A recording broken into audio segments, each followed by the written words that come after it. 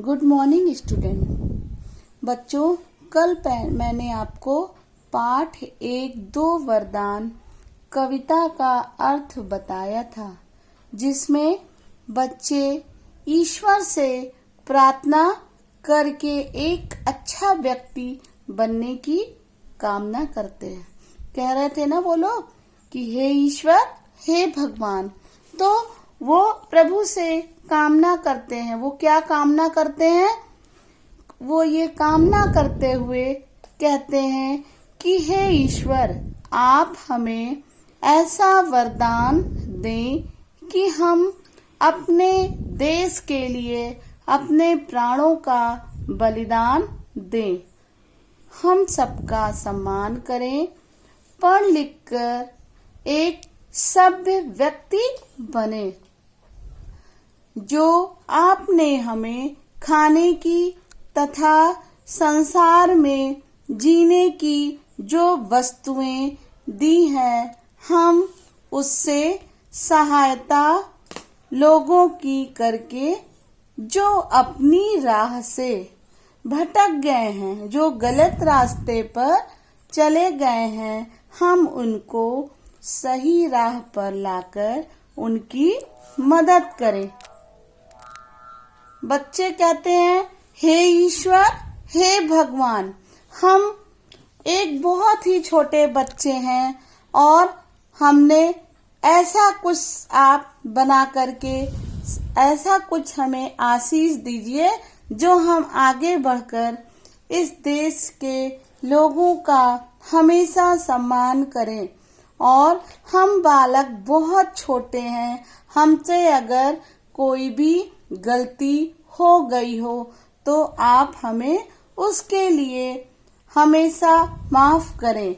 और क्योंकि हम बच्चे बहुत छोटे हैं, जो हम भूल गए हैं उसे आप हमें हमेशा हमारी गलतियों को अच्छी राह पर ले जाइए। हम आपके दिए हुए इस एहसान को कभी न भूलें।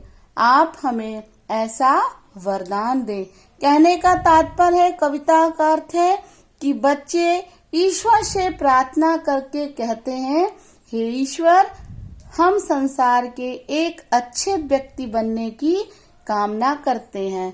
ये कामना करते हैं कि आप हमें ऐसा वरदान दें, अपने देश के लिए अपने प्राणों का बलिदान से दे सकें, अपने गुरुओं का सम्मान करें और पढ़ लिख कर एक महान व्यक्ति बने, जो राह से भटक गए हैं, हम उनकी सहायता करें, आपस में मिलजुल कर रहें, कभी किसी के लिए मन में वैर की भावना न आए, हम एक ऐसे व्यक्ति बने।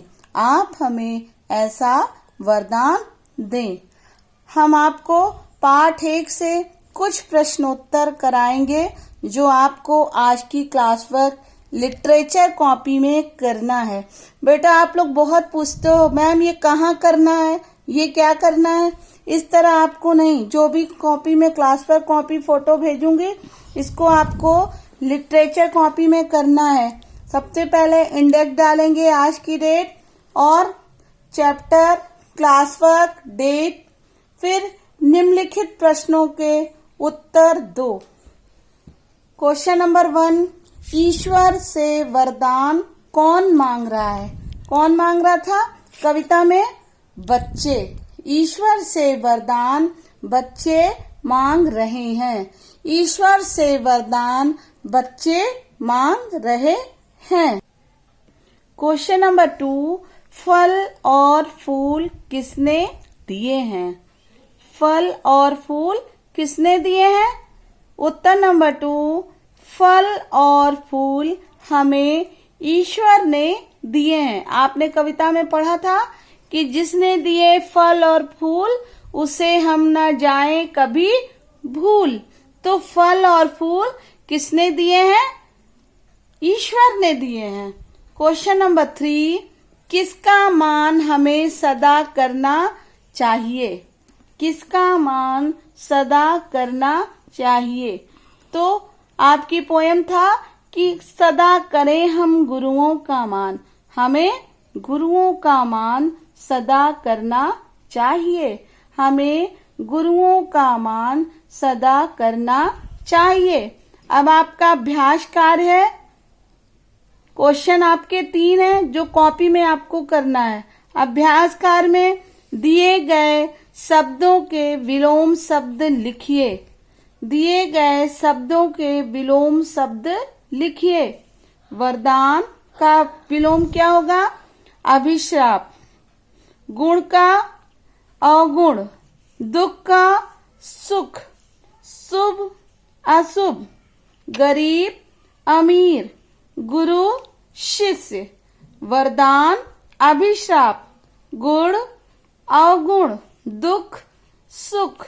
शुभ अशुभ। गरीब अमीर। गुरु शिष्य। होमवर्क है आपका, कराए गए प्रश्नों को याद करो। ये जो आपका होमवर्क है, ये सारे प्रश्नों को आपको याद करना है। कराए गए प्रश्नों को याद करो। अब आपकी बेटा संस्कृत की कॉपी में जो भी मैं काम कराऊंगी, शब्दार्थ आपको अर्थ लिखना है, वो संस्कृत की कॉपी में करना है। आपका ये संस्कृत पीरियड है। हिंदी के तुरंत बाद संस्कृत पीरियड है। रोज मैं ये आपको बताती हूँ, फिर भी आप क्लास में पूछते हो कि मैम ये संस्कृत कॉपी में करना है, ये लिटरेचर कॉपी में करना है। तो पहले आप हिंदी पढ़ते हैं, उसके बाद आप संस्कृत पढ़ते हैं बेटा। बच्चों, कल मैंने आपको वंदना के श्लोक पढ़ाया था। आज मैं पुनः फिर से श्लोक पढ़ाकर उसका अर्थ बताऊंगी। लेखक लिखता है, कवि, पश्येम शरदः शतम्। हम सब 100 वर्ष तक देखें। पश्येम का मतलब होता है देखना। शरदः शतम् 100 वर्षों तक। जीवेम शरदः शतम्। जीवेन मतलब जीवित रहना। हम सब 100 वर्ष तक जीवित रहें। शृणुयाम शरदः शतम्। शृणुयाम मतलब होता है सुनना। हम सब 100 वर्षों तक सुने। प्रभवाम शरदः शतम्। प्रभवाम मतलब होता है बोलना। हम सब 100 वर्षों तक बोले। अदीना श्याम शरदः शतम्। हम सब 100 वर्षों तक सामर्थ्यवान रहे। मतलब सब चीज, अदीना मतलब होता है सामर्थ्यवान, सारी चीजें हमारी काम करें, सामर्थ्य हो, सब में हमारे शरीर में सामर्थ्य हो। भूयश्य शरदः शतात्। हम सब 100 वर्षों से अधिक विद्यमान रहे। मतलब विद्यमान मतलब होता है मौजूद रहे। इस 100 वर्ष से ज्यादा भी हम लोग मौजूद रहे। अब आपका दूसरे श्लोक का अर्थ देखिएगा। ओम शम नो मित्रः शम वरुणः न शम नो भवत्वर्यमा। हे परम ब्रह्म, मित्र देव सूर्य हम लोगों के लिए कल्याणकारी हो। वरुण देव हम लोगों के लिए कल्याणकारी हो।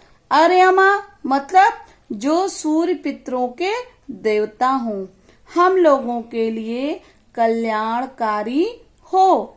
शम नो इंद्रो बृहस्पति। शम नो विष्णु रुरुक्रमः।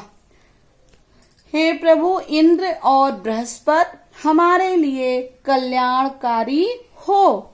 विशाल पग वाले भगवान विष्णु विष्णु रुरुक्रमः। विशाल पग वाले भगवान विष्णु हम लोगों के लिए कल्याणकारी हो। कहते हैं, हे मित्र सूर्य, वरुण और भवत्वर्यमा, मतलब जो भी हम लोगों के लिए हो वो कल्याणकारी हो। इंद्र और बृहस्पति तथा भगवान विष्णु सब हम लोगों के लिए कल्याणकारी हो। ओम शांति शांति शांति। सर्वत्र मतलब सभी जगह शांति हो, शांति हो, शांति हो। अब बेटा देखिए, आपका वंदना से मैं ये श्लोक लिखा रही हूँ जो आपको आज की डेट डाल करके इंडेक्स भरना है और आपको क्लास वर्क कॉपी में ही करना है। वंदना डाल करके आज की डेट डालिए, क्लास वर्क डालिए और सबसे पहले इंडेक्स भरेंगे और ये कॉपी में करेंगे, शब्दार्थ लिखेंगे और जो अर्थ मैंने लिखाया है वो अर्थ कॉपी में लिखेंगे। तो पहला है पश्चिम। पश्चिम का मतलब होता है देखना। जीवेम जीवित रहना। शृणुयाम सुनना। प्रभवाम बोलना। सर्दा शतम 100 वर्ष तक। पश्चिम फिर से ध्यान दीजिए, देखना। जीवेम जीवित रहना। शृणुयाम सुनना। प्रभवाम बोलना। सर्दा शतम 100 वर्ष तक। और आपको ये शब्दार्थ और जो अर्थ पिछला मैंने अभी पढ़ाया आपको, वो दोनों चीजें आपको कॉपी में करना है और फिर इसके अर्थ और शब्दार्थ दोनों आपको याद करना है। फिर से सुन लीजिए, बार बार परेशान मत होइएगा, नहीं तो कोई भी दिक्कत है क्लास में पूछते हैं आप, मैं बताऊंगी, ठीक है। आप इसके श्लोक के शब्दार्थ कॉपी में जो मैंने करा है वो करना है और आपको अर्थ लिखना है। पश्चिम देखना। जीवेम जीवित रहना। शृणुयाम सुनना। प्रभवाम बोलना। सर्दा शतम 100 वर्ष तक। होमवर्क है आपका, दिए गए श्लोक के अर्थ तथा उनके शब्दार्थ याद करो। दिए गए शब्दों के श्लोक तथा उनके शब्दार्थ याद करो।